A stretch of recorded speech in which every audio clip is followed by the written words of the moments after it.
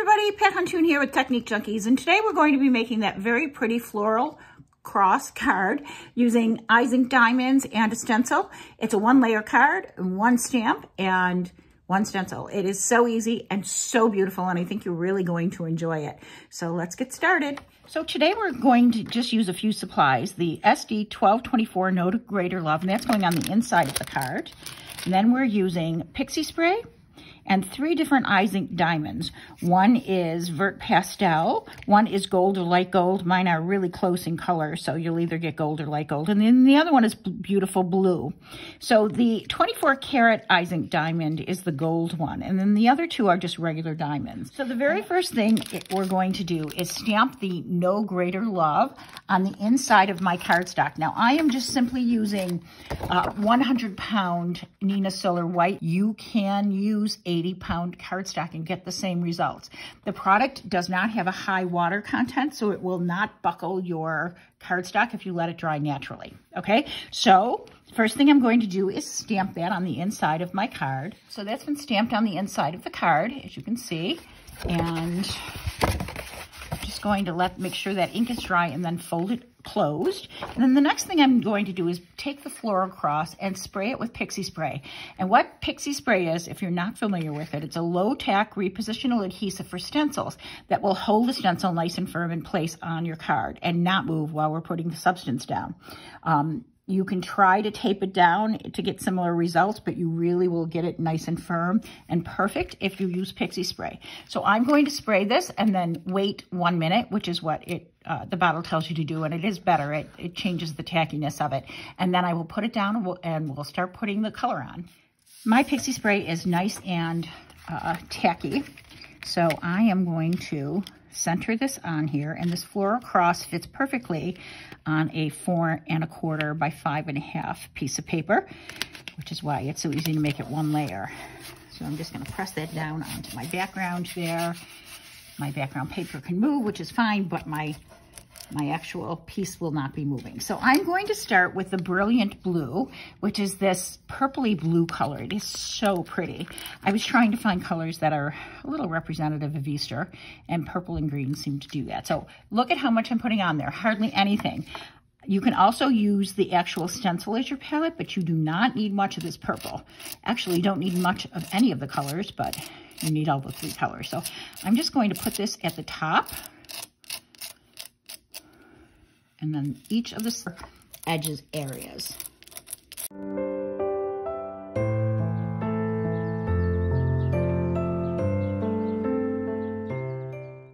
So I'd like to show you, and then I'm just removing the rest from the palette knife. A couple of things you may have noticed that when I'm putting this down, I always hold my palette knife flat, not sideways. You hold it flat and you press with this finger, and that gets it inside the holes. If you do this, where it's sideways, you actually pull it out of the holes, and that's not what you're trying to do. And if you can see that there is very little product on the top of the stencil around the holes, that means I got it in the holes and I'm not using too much. All right, so probably even less of this green. This is Vert Pastel, and just a little bit. I'm just going to use that as my palette there. And again, the same right above this. And then this is going to be used to blend into the purple. So we're blending these 2 colors together. Don't be afraid to overlap them a little bit.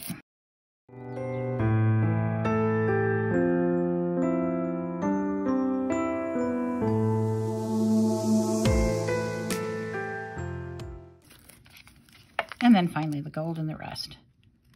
You can really see the iridescence in this one.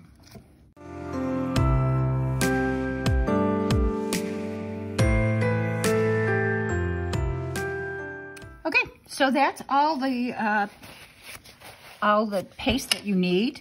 And I'll just close this up. The next step is to lift it up and admire your work. So you're just going to take that stencil off. And look at how perfect that is between the pixie spray and the blending. It is so pretty. And the cross looks like it's glowing, which is why I put the gold in the middle. So that is a complete card. That is done. So I get asked this all the time, how long does this take to dry? This will take about 10 minutes to dry by air. You can use a heat tool on it, but if you want the paper to lay flat, you're better off. So if you're worried about it laying flat, And just simply take something like this, which is a Wendy Vecchi Make Art.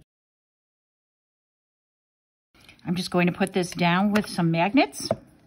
Just let it sit for 10 minutes and you have a completed card. I'm frequently asked how to clean the stencil, and this is by far the best glitter paste I have ever used for getting off of stencils. Right now, I'm just going to walk into my bathroom and just wipe it off with soap. It'll take the pixie spray off the back. It'll take all this off the front.